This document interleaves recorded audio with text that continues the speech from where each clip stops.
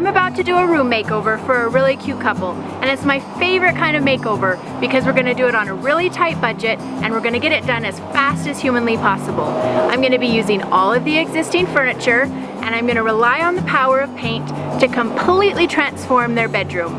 So let's go inside and I'll show you what the space looks like right now and give you details about what I'm gonna do to the space. In almost 20 years of marriage, this couple hasn't really decorated their bedroom. It's actually quite common for the bedroom to get neglected. I looked through her Pinterest boards to get a feel for her style. Almost everything that she pinned was gray and white. She was also very drawn to a traditional style.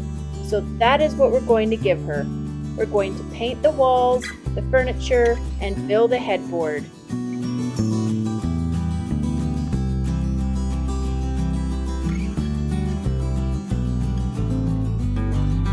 I love using a paint sprayer. I'll never go back to using a brush. Not only is it faster, but it gives such a smooth, professional finish. I sanded all of the furniture before painting. I also filled cracks and holes with wood putty.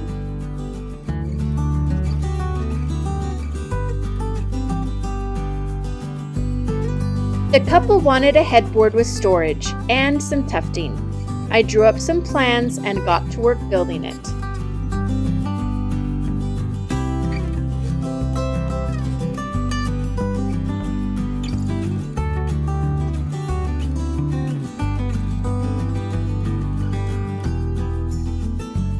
I don't normally build in my living room, but my garage was full of supplies for a couple of really big upcoming projects, and the weather was cold and wet.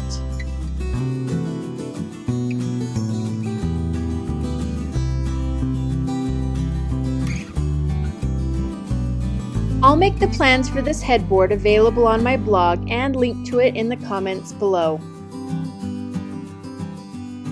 Before painting, I puttied and sanded the headboard really well.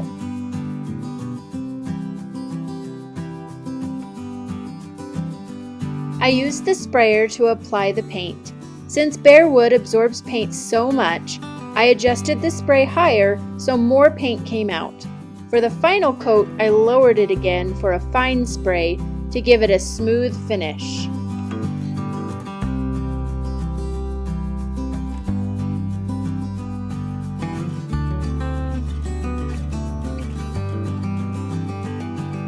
Sprayers are also great for getting into tight spaces.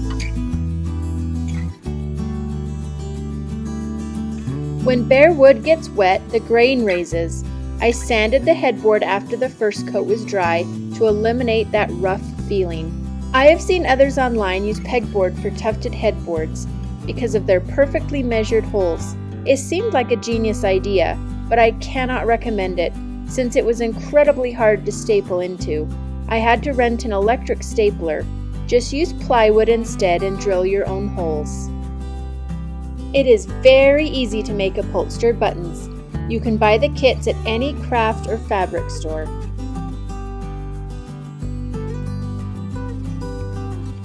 For safety, we secured the headboard to the wall using a French cleat. To attach the tufted piece to the headboard, I used heavy-duty Velcro. I stapled it on for added strength.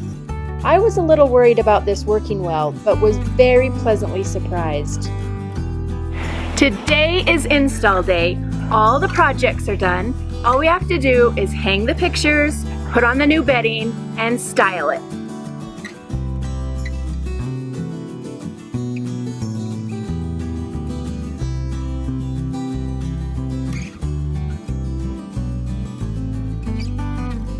I'm really pleased with how it turned out.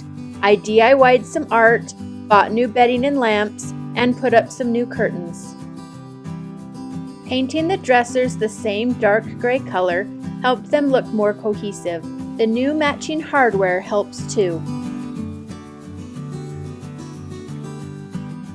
I love the warm tone of the gray that we used on the wall, and the new ceiling light is so fun.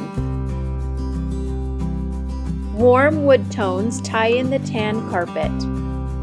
And the hidden storage turned out so well.